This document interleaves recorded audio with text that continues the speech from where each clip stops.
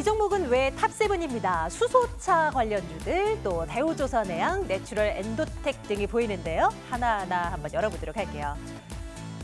자, 먼저 내추럴 엔도텍부터 보겠습니다. 갑자기 이렇게 또 튀어 올라가죠, 주가가.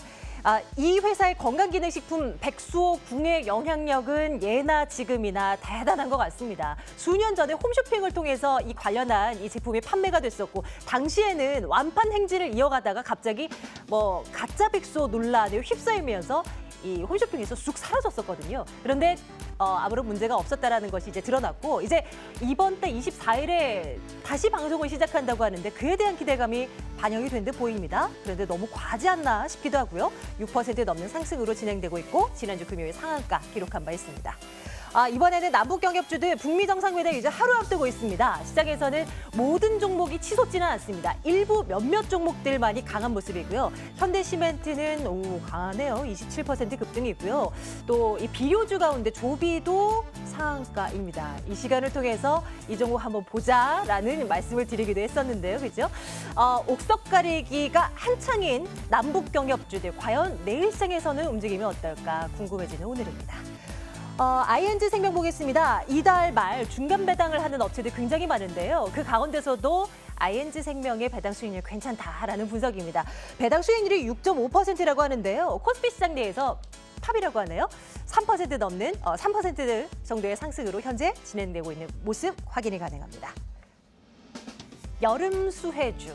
배럴이 투자자들의 관심을 받고 있습니다. 3%대의 강세고 최근 들어서 이 배럴 방송을 통해서 많은 분들 좀 접하시고 있을 것 같아요. 추천 들었어요. 24,100원대. 이 래시가드 고성장세 당연하고요. 여기에다가 코스메틱 같은 신사업에도 진출하고 있다는 기대감도 쏠리고 있습니다. 배럴 24,100원대고요. 조선주들의 흐름이 최근 들어서 굉장히 좋은 거 있죠. 대우조선해양 4.7%. 수급상으로 괜찮은 것이 대우조선해양과 현대중공업인데요. 상승폭이 대우조선해양이 더 강해요. 4.7% 강세고, LNG 선박 시장에서 독보적인 시장 우위를 점하고 있다는 것, 그리고 연기금 쪽에서의 러브콜이 연일 유입되고 있습니다. 7거래 연속이고요. 면세점 관련주들 강합니다. 인천공항 출국 면세점 신규 사업자에 대한 최종 판정 이제 임박해 온 상황이죠. 그런데 이 신세계 그리고 신라 이거 둘뿐만이 아니라요. 오늘 롯데 쇼핑도 좋고요. 하나 갤러리아 타임월드 주가도 괜찮고요. 두산도 괜찮습니다. 전반적으로 강한 모습, 6호에 대한 기대감이 반영된 것일까요? 일제히 강한 모습이고요. 수소차 관련주들 강합니다. 정부 정책에 맞서지 말라라는 말을 오늘 수소차 관련주에다가 좀 접목을 시킬 수 있을 것 같아요. 혁신성장본부라는 것을 출범시켰는데요. 수소차 활성화시키겠다라는 내용이 담겨져 있었습니다. 모든 종목이 다 올라가진 않지만 EM코리아 4%대 그리고 우리산업도 강한 모습 보여주고 있더라고요. 수소차 관련주들의 움직임도 쫓아가 보도록 하겠습니다. 자, 종목 이야기는 오늘 이분과 함께 이야기를 나눠볼게요. 유한타증권 영업부 송태형 과장과 함께 말씀 나누겠습니다. 과장님 어서 오세요. 네, 안녕하세요. 네, 안녕하세요. 네. 최근 들어서 수소차 관련주들에 대한 이야기를 좀 많이 듣게 되는 것 같아요. 네네. 미래 자동차라는 부분에서는 앞으로 좀 관심을 기울일 만하지만 너무 아직도 빠른 것 아닌가 하는 생각이 들기도 하고요. 어떤 판단 가능할까요?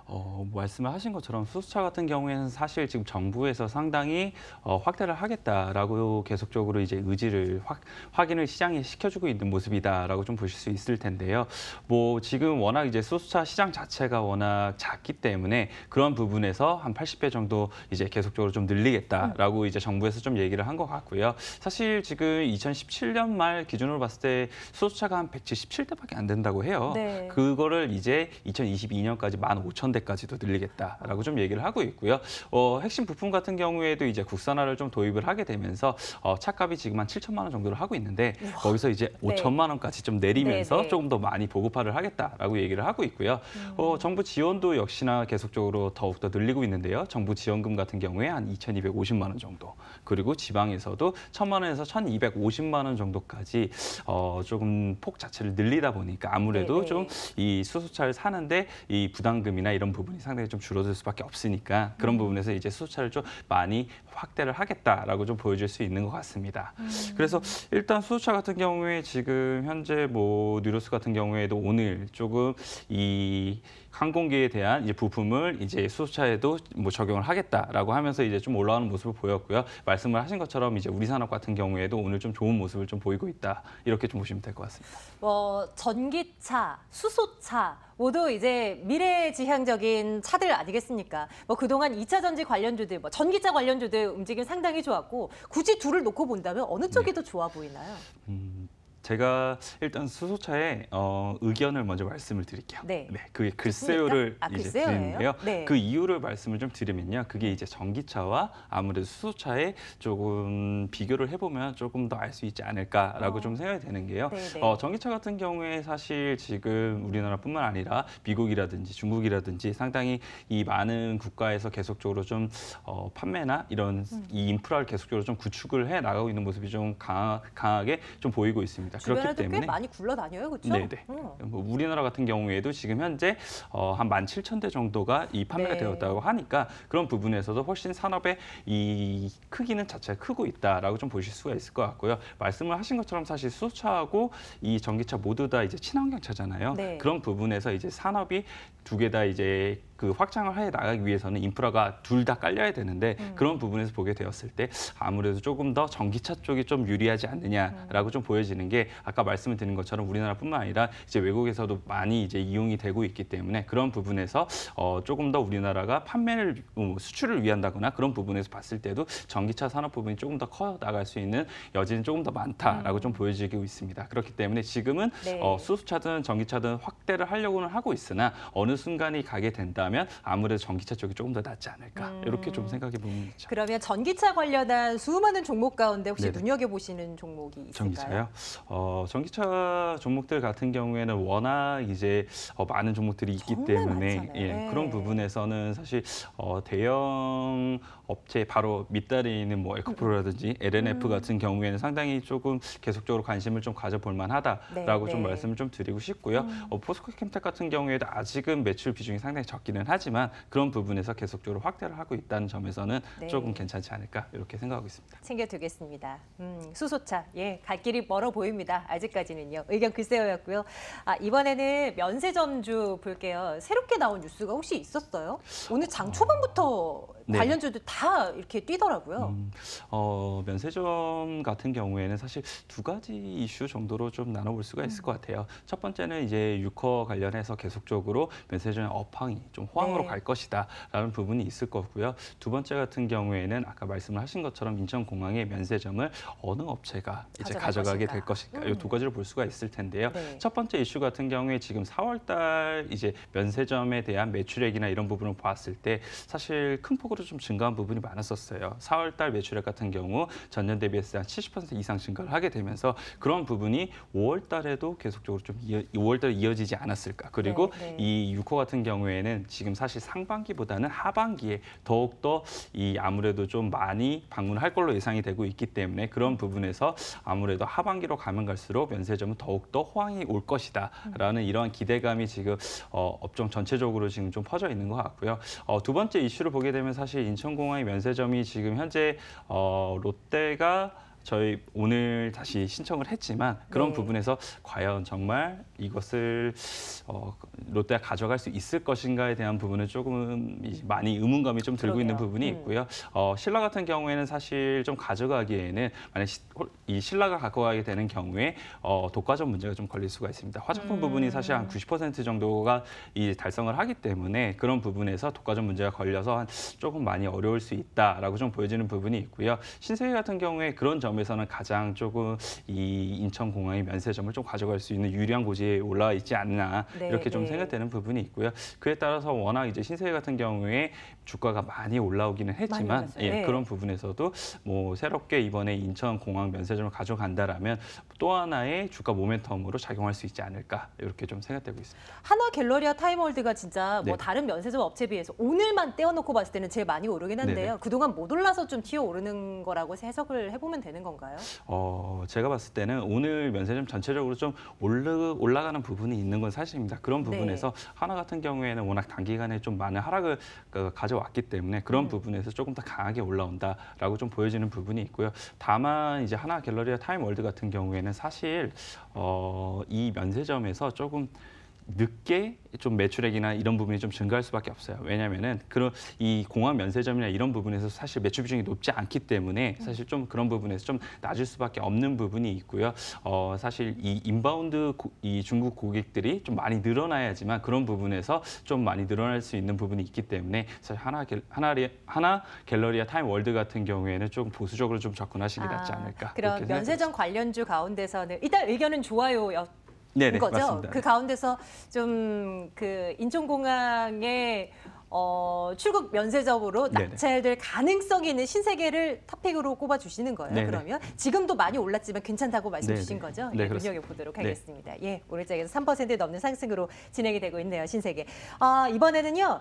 조선주를 한번 볼까요? 조선주 웬일이에요? 뭐 다 올라가더라고요. 대우조선해양을 오늘은 저희가 꼽아놓고 있지만 현대중공업, 현대미포조선 다 괜찮았었던 것 같아요. 네네. 눈여겨봐도 괜찮을까요? 일단 대우조선해양 같은 경우에 가장 이제 매출 전략에 대해서 좀 탈출하는 업체가 좀 되지 않을까 이렇게 좀 생각되는 부분이 강하고요. 사실 수주 같은 경우에 1분기 초에는 사실 좀 많이 나왔었어요. 그러다가 수주가 다시 좀 한동안 공백이 있게 되면서 그런 부분에서 사실 조선주 주가들이 좀 많이 쉬어가는 부분이 있었는데요. 사실 그리스에서 사실 이제 LNG선하고 이 대형 원유 운반선이 사실 수주가 나오게 되면서 그런 부분에서 다시 한 번 더 이제 수주의 모멘텀을 실었다라고 좀 볼 수가 있을 것 같고요. 이 문재인 정부에서 계속적으로 이제 컨테이너선을 이제 증대를 하기 위해서 그런 부분에서 수주도 계속적으로 조금 발주를 하는 부분이 있거든요. 그런 부분에서 대우조선해양 같은 경우에는 사실 한 7척을 지금 수주를 했기 때문에 그런 부분에서도 대우조선해양은 상당히 좀 눈여겨봐야 된다라고 좀 보실 수가 있을 것 같고요. 지금 2분기 실적 같은 경우에도 뭐 사실 좀 어느 정도 좀 견조하게 나올 것으로 예상이 좀 되고 있습니다. 그런 부분에서 보게 되었을 때 지금 수주 잔고라든지 이런 부분이 물론 목표 수주량 대비했을 때는 좀 아직 많이 좀 부족한 부분이 있어요. 한 9% 정도밖에 달성을 하지 못했거든요. 그런 부분이 네. 있기는 하지만 계속적으로 하반기로 가면서 좀 채워나갈 수 있을 것 같다라고 좀 생각이 되는 부분이 좀 많습니다.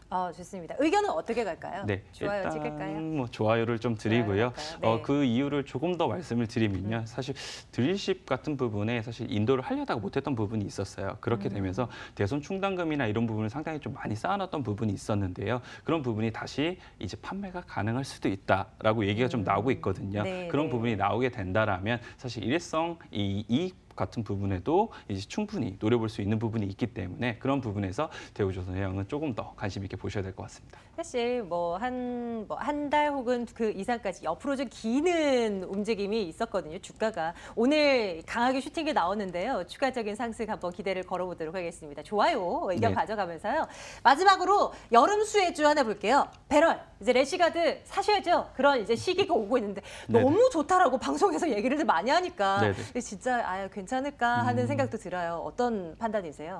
뭐 배럴 같은 경우에는 사실 지금 2월 달에 상장을 했는데 네. 뭐 거진 조정 없이 계속적으로 좀 올라왔다라고 좀 보실 수가 있는 업체일 겁니다. 사실 국내에서만 사실 래시가드나 이런 부분을 판매를 하고 있었는데 계속적으로 이제 중국으로 모멘텀이 좀 발생을 하고 있다라는 점에서 상당히 더 프리미엄을 좀 줄 수 있을 것 같다라는 좀 생각이 들고요. 뭐 그런 부분에서 예전 같은 경우에 사실 이제 도매상을 통해서 이제 타오바라든지 VIP.com 쪽으로 이 매출을 올리고 있었는데요. 네. 그런 부분을 이제 직접적으로 이 티몰이라든지 아니면은 샤오홍스로 입점을 하게 되면서 온라인 부분을 직접적으로 좀 가져가는 부분이 좀 생기게 됐고요. 2018년도 하반기 그리고 2019년도에는 이제 플래그십이라든지 백화점 쪽으로도 진출을 하게 되면서 오프라인 시장 쪽으로도 이쯤 진출을 할 걸로 예상이 좀 되고 있어요. 그렇게 된다라면 물론 지금 자체의 이제 매출액 비중은 좀 적기는 하겠지만 향후 가면 갈수록 더욱더 커질 수 있을 것으로 예상이 좀 된다라고 말씀을 드리고 싶고요.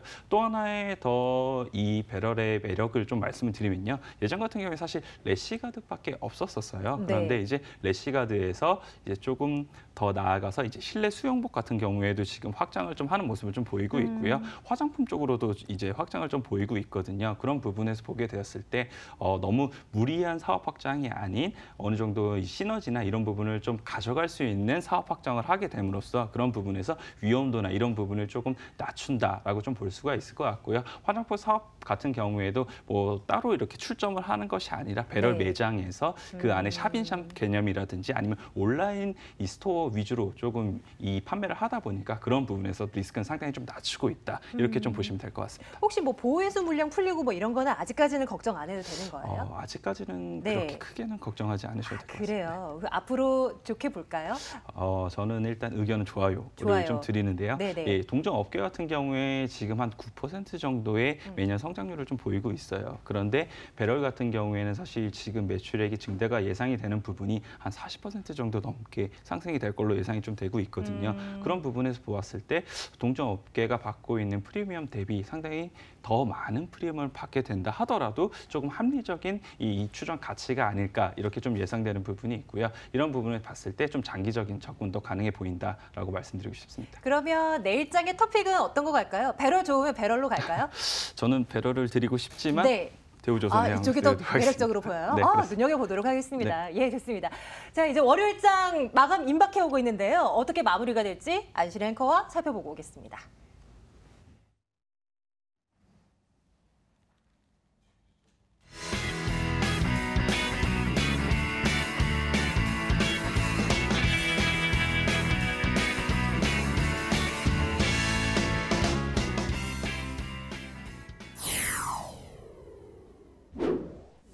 코스피는 상승하고 코스닥은 하락하는 분위기가 엇갈리고 있습니다. 호가 분위기 살펴보겠습니다. 기관의 매수세 코스피는 상승세를 유지했고요. 0.77% 상승하며 2,470선 안착을 시도를 하고 있습니다. 코스닥 하지만 장중 반락된 모습 0.24% 하락한 876선에 마감 앞둡니다. 시가총액 상위 종목 살펴보시면 포스코의 강세가 두드러집니다. 3.33% 오름세 대형 IT주도 나란히 상승하면서 동시에 빨간불 켜고 있지만 삼성전자 우선주 1.61% 내리면서 4만 원 이탈했습니다. 39,700원에 오늘장 마감할 것으로 전망됩니다. 호가 분위기 살펴봤습니다.